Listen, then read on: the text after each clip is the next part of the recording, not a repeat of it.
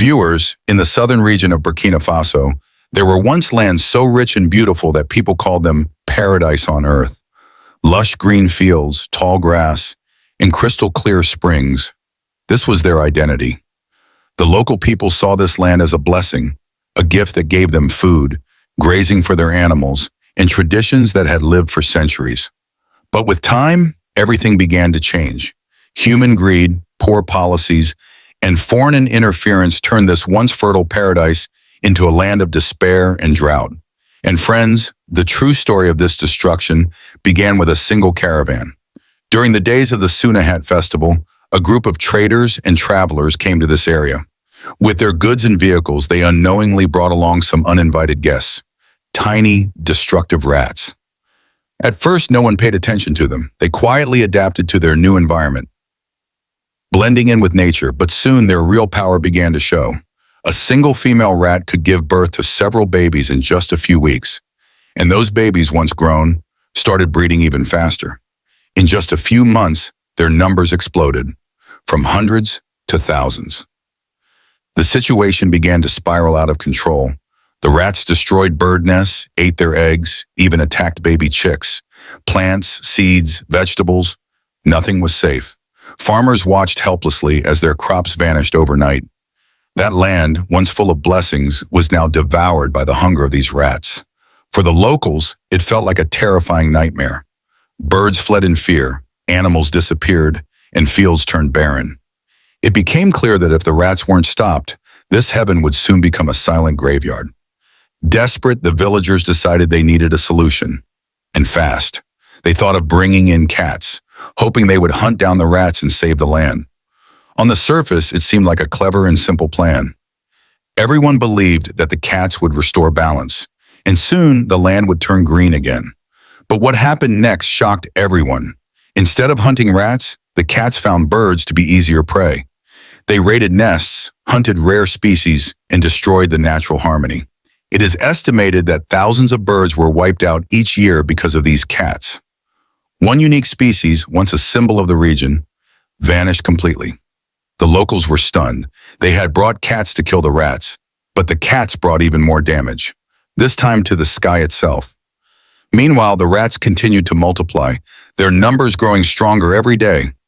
It was as if the cure had become worse than the disease. Now, two forces of destruction ruled the land, the rats and the cats, and together they turned the once living soil into a wasteland. And dear viewers, just when the land hadn't even recovered from the chaos caused by rats and cats, a new disaster struck. After an accident involving another passing caravan, dozens of rabbits entered the region.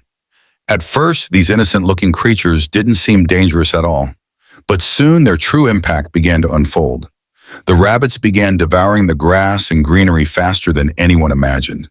Where once the fields danced in the wind, now the land stood bare, silent, and dying.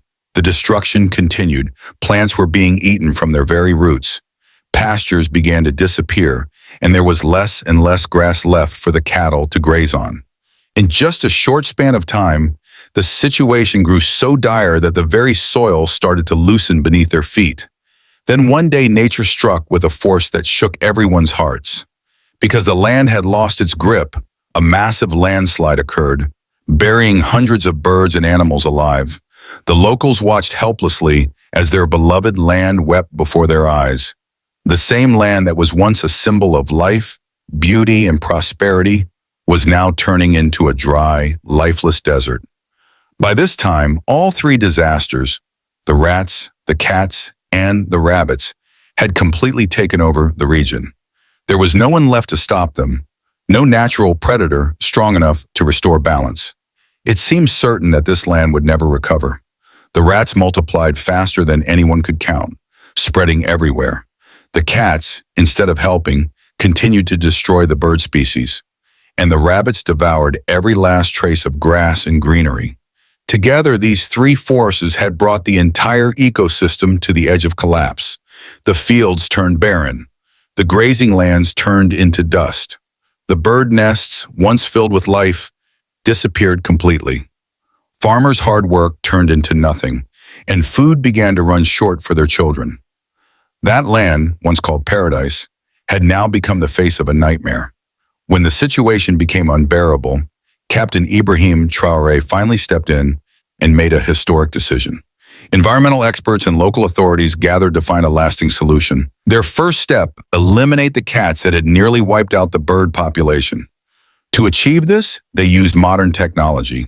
GPS trackers and motion sensors were installed across the region to locate where the cats were hiding and hunting. A long and difficult campaign followed. Months of effort, tracking, and capturing. Finally, after tireless work, it was announced that not a single cat remained in the area. And then, for the first time in years, a miracle began to unfold. The birds that had once fled in fear slowly began to return. Nests were rebuilt, eggs were safe again, and soon the air was once more filled with the songs of life. It was as if the land itself had taken its first peaceful breath. With the cats gone, hope began to rise, but the greatest challenge still remained. The real destruction was now being caused by the rapidly growing population of rats and rabbits. The rabbits were eating every blade of grass, every root, every shoot, and the plants were being eaten from their roots. The rats destroyed the birds' eggs and seeds. If they were not stopped in time, all the hard work would have gone to waste. Captain Ibrahim Traoré decided to launch a massive operation. For this purpose, a mission worth millions of dollars was initiated. The first target was the rabbits. Scientists developed a biological weapon designed specifically to affect them. Since rabbits loved carrots, virus-infected carrots were spread across the entire region. As soon as the rabbits ate them, the disease spread rapidly, and they began to die. Within a short time, their population was reduced by nearly 70%. But the problem was still not over. The remaining rabbits and rats continued to pose a threat. Even a single surviving pair could repopulate and bring back the same destruction that had taken years to overcome. So it was decided to carry out a large-scale winter operation. During this season, most birds migrate, making it the perfect opportunity. Helicopters dropped 300 tons of poisoned bait across the area. This action eliminated thousands of rats and rabbits. After the combined use of poison bait and viral agents, the majority of these pests were wiped out. Still, there remained a fear that a few animals might have survived somewhere, because even one surviving pair could once again reproduce and bring the same catastrophe. That's why Captain Ibrahim Traoré ordered one final decisive step. Specially trained dogs were brought in, dogs that had been prepared for months to locate and capture rats and rabbits through scent. Their training was so exceptional that they could not only detect hidden animals, but also swiftly capture them. These dogs, along with their teams, were deployed throughout the entire region. Day and night, the operation continued. Every corner, every burrow was searched. Wherever a rabbit or rat was found, it was immediately eliminated. The campaign lasted for several months to ensure no mistake remained this time. That was the stage that changed the destiny of the entire land. People began to believe that the war, which had lasted for years, was finally coming to an end. The land slowly began to breathe again, and greenery started to return. Friends, this story is not just a lesson for Burkina Faso, but for all of humanity. We must remember, it is easy to destroy nature, but reviving it is one of the hardest tasks on Earth. If timely action is not taken, even a small negligence can turn an entire land into wasteland.